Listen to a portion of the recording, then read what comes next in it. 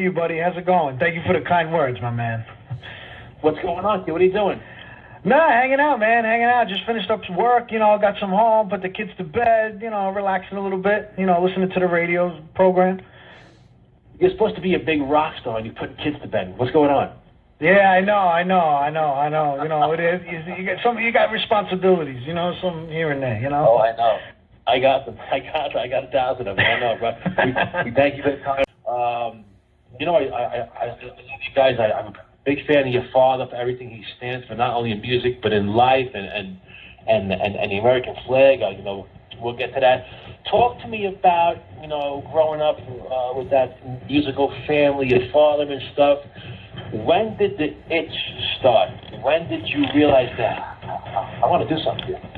I think it was around, I had to be around my kid's age now, 6 or 7 years old. My father, was always in the band. And, growing up, he had a studio in our house. And basically I was surrounded by instruments. I had drums, I had guitars, I had piano. And, it really, basically I had the whole playroom to myself, the whole studio, and as a young kid, I remember my father, I would hitch a ride to band practice. I remember there was a studio on Staten Island on Richmond Terrace years ago that my father used to go to, and I can't think of the name for some reason. Yes, that was it. And I was a young kid. It was dark, it was gloomy, I was scared going in there, and I knew all the guys, and they would practice at least twice a week, and I would, hitch the ride out there. And once we went in the room, and I always, as a young kid, migrated towards the drums, at first, early on. I think that it's a easy catch for a young kid, especially in music. Oh, what's that guy doing? He's banging on those drums. Oh, he looks like he's going crazy. I want to do what that guy's doing. So every practice, that they had, I would get a little seat and I would sit up on top of the drum riser and watch my father's drummer. His name was Ernie Bono at the time. And, they were a really great original band. And, I migrated into, listening, and years down the road, actually, playing live with his band. I remember, I would listen to all his original music, and I would know it note for note, heart by heart, years later. And I remember at 16 years old, I had to get snuck into the caves, actually, on Staten Island. 16 years, and because the drummer bailed out at the time, and I had to fill in. So, here's, a 16-year-old kid going into, the caves and actually playing a show. It was a little, scary for me, but it was a blast, and I was always there. I was always the next guy in the band, the next one up. And, I enjoyed myself. Kept me out of a lot of trouble, Do you think, Billy Graz, that, you had a head start, and good for you. I didn't have the head start. You had a head start with your father. I think that head start, do you think you had a head start, and do you think that helped you? Oh, absolutely. Like I said, it definitely helped me as far as, I play guitar also, and I play guitar in a couple bands. I also sing. I also, so I mingle in a bunch of different things, and I think as a drummer, especially now that I'm playing with my father's band, 25 Missions, I'm playing drums, I kind of get the feel of what the guitar player would be thinking, as far as certain cuts or maybe this, I could accent, this chorus or build up this. And I kind of have a guitar player's brain / drummer's brain. And, it works well at some points. I try not to overdo it, but, and put peace to the song. And, it helps me out in that, like I said, as a young kid, my father, just growing up, I crawl him in the studio, and, it definitely gave me a head start, as far as musical adventures I would be doing, Absolutely. Of course, you mentioned other intimates and other bands. We'll get to that absolutely. Talk to me about early on What was the one band you gravitated towards the most? That would have to be, old school classic Van Halen. At a young age, my father, it was mostly like Skinner. I remember as a kid coming home on Friday nights, no school the next day, and we would throw in like Stevie Ray Vaughan, VHS tape. I forgot the name of the actually tape, but we used to watch that like constantly. And even going to car shows, my father's like a big car guy, and as a young age going in, listening to like the '50s music and the doo-wop.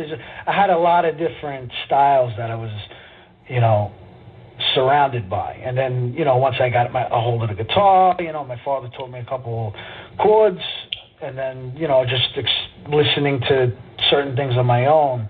Once I started listening to like the classic old school Van Halen, I think the first album that I bought from them was Fair Warning, and that it just broke open a whole new world for me, And it's something that I listen to that music.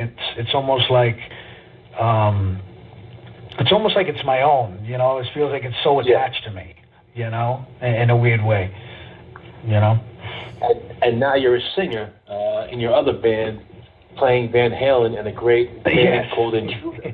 Yeah. Yes. If you would have told me that like 5 years ago that I would be leading a Van Halen tribute band, I would have been like, no way, because I only really before that I only led I did like a Jimi Hendrix tribute night for the anniversary of his death years ago, and we played like a full set, and that was really the only time that I fronted a band, so to really have the opportunity to jump on board and get together with something that really was passionate, to myself, it was fun. It was exciting. It was nerve-wracking too, because I didn't know if I had the drive really to actually be a frontman or be a singer, but it's working out, Yes. You mentioned before how you can get maybe sometimes not confused, but you play two instruments with the mindset of a guitarist. Talk to me about that and the correlation between both of them. Can you get in trouble sometimes of thinking too much, do you think, between both of them, or trying to complement each other? Yeah, absolutely. And in both bands that I'm in, 25 Missions and Intruder, I'll throw out ideas, and I'm not the type of guy to really be like, oh, it's got to be this, it's got to be that. A band is a group effort, and everybody has the floor to throw out ideas. We could try it. If it works, we'll roll with it. If not, we'll move on. That's the way I think. Good bands, work together, and you get a lot more accomplished that way. Instead of like one person holding back and, maybe I should say this, maybe I should say that. Just let it out. Let it, give it a shot. If someone told you years ago that you'd be playing with, and this is no joke, probably some of the best musicians on the island, your father, Sal Caliano, Tommy Walters, John Besser, Tony Gunn, if they told you that years ago, what would you be saying now? Forget it. I'd be like, you're kidding me, I have a lot of respect for the local guys. We have there's so much talent around that nobody really, everybody listens to the radio and this and that, but there's so much local talent that people don't even realize sometimes. I remember down in Hurricane Sandy, me and my father really weren't playing music together. I wasn't in the band, he wasn't in the band, and we got hit with Hurricane Sandy, and my place was destroyed, my father's place was destroyed, and it was a tough time for both of us.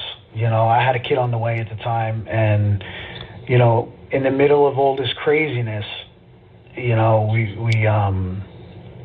migrated back to music. And we met up with Jeff Tolinski, and just local guy, great bass player, and he really got us back on our feet, and playing music and that hard time and trying to figure things out and the stress of all that, me and my father, we both, just migrated back towards music, and, we've been going ever since again. You take a break for a little while once in a while, but, it really got our minds back on track, and focused on the road ahead. Yeah. Playing with these kind of musicians like yourself, an excellent musician, does it make you a better player in any band you're in? You had these guys, sharing the stage with you and going over songs and practicing. Does it make you a better player and want to be a better player? Oh yeah, absolutely. When I got even with the Intruder thing, when I got I was talking to Tony Gunn, and we were friends. While he was in his Light Up the Sky Van Halen tribute band, and I would go see them all the time, because I love Van Halen. And we became, friends on Facebook. We started talking this and that, and it was a little nerve-wracking, once I was going to give it a shot to come down and try out, Like I said before, I didn't really know too much about being a front guy. I only fronted the Hendrix band, so going into a studio with, Tony Gunn, Sal Italiano, and John Besser, I had to step up my game a little bit, so it was kind of, I didn't really know myself. I didn't know if I really could do it, but, luckily, a great bunch of guys, and, I got myself through it, and, I enjoy it. I love that music. I love the classic Van Halen, and I love playing, original music and southern music with my father's band, and, like I said, other guys, they're in bands, they play the same instrument, so for me, it's kind of like two bands, but two totally separate, different things, and I could express myself on the drums in one band, and I could express myself vocally in the next band, and it's something, that both bands are, you definitely can't even get bored of, in my eyes, Driving in the car, right? Yeah. And, yeah, it was a great post, and like I said, man, you got to give 100%, because if you don't, if one guy's giving 100, the other guy's giving 20, the other guy's giving 50, it's never going to work. I mean, for me, with both bands, I knew it was too much getting into two, but in my heart, I knew the Van Halen stuff, so that's kind of like implanted in me, so. It really wasn't much of like studying it. It was a matter of getting the stamina out and learning how to be a front man and enjoying it. So that really wasn't, for me, too much, but and like I said, man, just growing up listening to my father's bands, I had a lot of great guys around me, even I don't know if you know him, Ralph Gerard, Ralph Gerard, sure. Great guitar player. Him and my father, they used to write like original music, and the original music was so solid back then. I mean, even nowadays when I'm practicing at the studio with 25 Missions, I'll pick up a guitar and I'll start playing like this song from the late '80s, and my father will be like, "What is that?" I'm like, "That's a song you wrote." He's like, "Oh man," it's like I remember like all the classic stuff that I grew up with of my father's stuff, and and that goes back to like the whole thing of getting a head start, and listening to, it was really my father's original music back in the day too that really, it got implanted in my soul. Yeah, the '80s on Staten Island, New York, it was a lot of competition. You were born in '82, correct? '82, yes, yeah. So I missed a lot of it, but I heard a lot of stories, Yeah. I was in a band called Samantha. We played a lot, all the clubs. There was bands back then like Cities, Sal was in, of course, Lady Cadaver. Phenomenal. Yeah. I don't know if you heard any Lady Cadaver stuff, but it's Oh, yeah, I listened to Tony's stuff. Yeah, phenomenal. Yeah, phenomenal it's stuff. Tremendous. And back then, they were all friends, Billy, but there was a lot of competition. And it was good. I think it was healthy because a lot of bands, they liked each other, but they really didn't because they were all looking for a deal. And I think that's missing these days. I got to be honest, there was so much more pride with musicians from the '80s in a certain sense.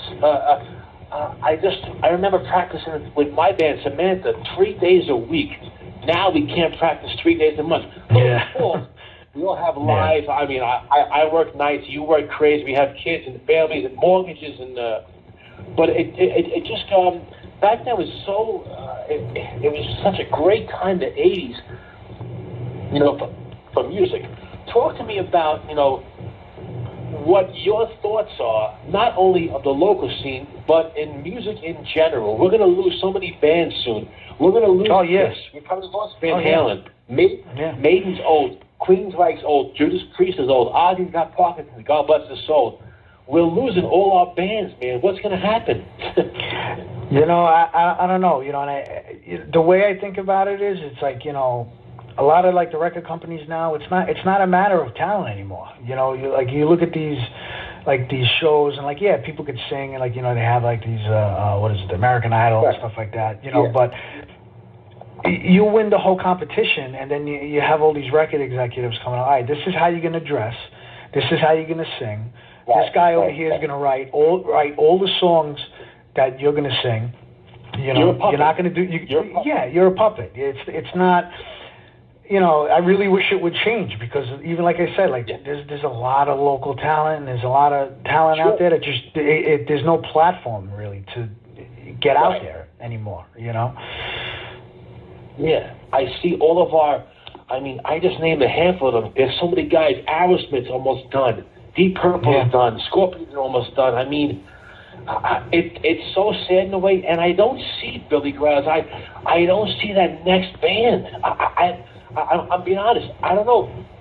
Well, I mean, the Foo Fighters are so young. If you like them, I mean, there's some good bands, but I think we need some more metal and rock bands, and I hope some more emerge.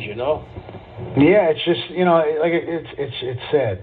I mean, it's just has to the scene has to put up a fist and just punch it right back in the face again, and make it 100% relevant again, whether the record companies are looking for it or not, because it's not going to change. Like it's all like you said. It's going to be somebody's going to be a puppet, a band's going to be a puppet, and it's not like you said. There's no competition anymore. That competition is what made everybody great. You know, and you don't see that. You don't see that anymore. Talk to me about drums. You talk drums on the show, and what we do behind the set. I've been playing 38 years now, and I love doing it. Matter of fact, I've been playing since you were born. I started playing in '82. Nice. That's funny. But, that was a good year. Yeah, absolutely. Talk to me about what we do as drummers, and every time you sit down on the throne, Billy Graz, what is your main objective to convey forward? I really try to stay solid with it. When I'm playing drums, we have a great bass player in my father's band now, Tommy Walters, and we're just locked in tune together. And I try to keep it basic, but not overdo it, and just stay in the pocket. That's really my main goal. Once in a while I could do a little flash or whatever, and that's great. But for me, my own personal liking, I try to keep it in the pocket. We're a 3-piece band, and it's got to have that. It's got to have that straight rhythm, and it's the drummer's responsibility to keep that on that level. And if it strays, then everybody else is going to fall off, and the train's going to fall off the track. Talk to me about, and you don't have this problem, and you're so lucky. But if you did have this problem, because you work with great guitarists and 2 tremendous bass players. My God, lucky you. Talk to me about if this happened. Let's say a bass player is going off, and he's off the song. He's going off track. What do you do to try to get him back? Well, I mean, like you said, it all goes back to like being in the band and having that brotherhood, and not being scared to be like, hey, bro, it doesn't sound really right over there. Maybe we should try like this, or maybe, a change of sound. Not being scared to basically, express yourself. And it goes the same with me too. Like there was times, we're at band practice and Tommy turns around to me. He's like, "Oh, try it this way. Try that cut over here and this and that," and it totally works. I'm not saying like, "Oh, I'm the drummer.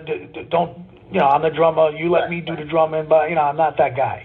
I'm always open for something else, another ears on my playing. And I'm not going to take. It makes it for a better band. And for a better. If you're working on a song, it's going to benefit it at the end. And, if you got a bad bass player and a good drummer.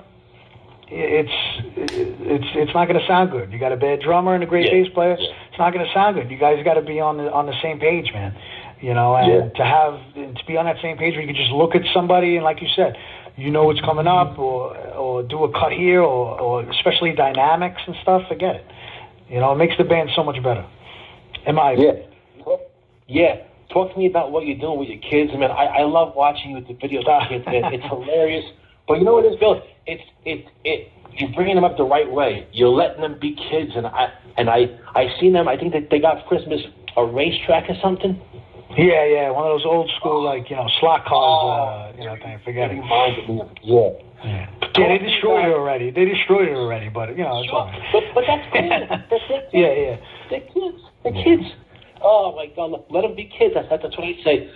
Talk to me about now what we're conveying to our your sons now, and now we're getting them into music. I see one playing drums or it's basically like the same thing that I went through with my father. I have a little studio in my basement, and I got some drums, amps, guitars, keyboards and stuff, and I'm just letting them explore. Like go down there and just do what you want to do. Whatever you migrate to.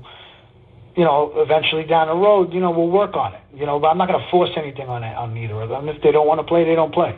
But they really, both of them, have really taken a hold of it and show tremendous interest in all of it, really. I'm trying not to let them grow up with staring at a tablet. Right. And you got to let them experience life. Go outside. Run around. Scrape your knee. Get dirty or something. Yeah. And how many? Even now, even when I was young, we used to play basketball in the street, hockey, and we used to bring all the gear out, and pretend we're in the band and play on the front porch, and you don't see that at all anymore. Everybody's inside with the electronics. I know. My daughter's going to be 13, and I bought her a $1,000 iPhone. I'm a schmuck. I know. I'm there, bro. I know we get caught in that rut. But talk to me about what's coming up for you guys. And any more projects coming up. I had asked your father to maybe do some acoustic stuff. Me, you, and him. Hopefully one day we could do that. But yeah, definitely. So what's going on? Yeah. What's going on with your bands coming up and music? 25 missions right now. We're the winter time. Things are slow. We're going over some new material. Ironing that out. A bunch of songs and with Intruder. We just got back together. We haven't played really for like a year. And some unfortunate things that went on. With our guitar player Tony had an injury, but he's back, ready to go 100%. And we had our first practice last week, and things are going good. We have a show actually that just got booked today for Juicy Lucy and Father Capodanno, Staten Island, March 28th. So that's going to be good, and we're looking forward to it, man. Yeah, my friend actually owns that place, Richie Holmes. Good guy. Oh yeah, nice. Yeah. But Billy, I can't thank you so much, man. I love watching you play. I hope to see you soon, maybe at Tony's house. Even though I don't like him. Thank you. Yeah, right. Thank you so much, man, for the kind words, and congratulations on the show, and good luck for the push for Sirius, man. Yeah, we're trying. But, guys, Billy Graz, I'll talk to you soon, man. Say hi to you. I'll talk to you soon. Will do. Thank you, brother. All right, man. Be good. Be well. Great stuff, man. Billy Graz. You know, great values there. His father's a really good guy, a good friend. And I love stories like that, man, where you know, you can see his father did right. And his father probably had the right, you know, education from his father. So Billy Graziano's teaching Billy Graz last 38 years about life, and he's a great man, Billy Graz. Now he's got 2 kids of himself. So, you know, we go through life every day, and nothing's perfect. Like he said, let the kids go outside. Let them scrape their leg. You know, get a Band-Aid. You know, life is not a computer screen. And then I am guilty of that also with my daughter. So we thank Billy Graz so much.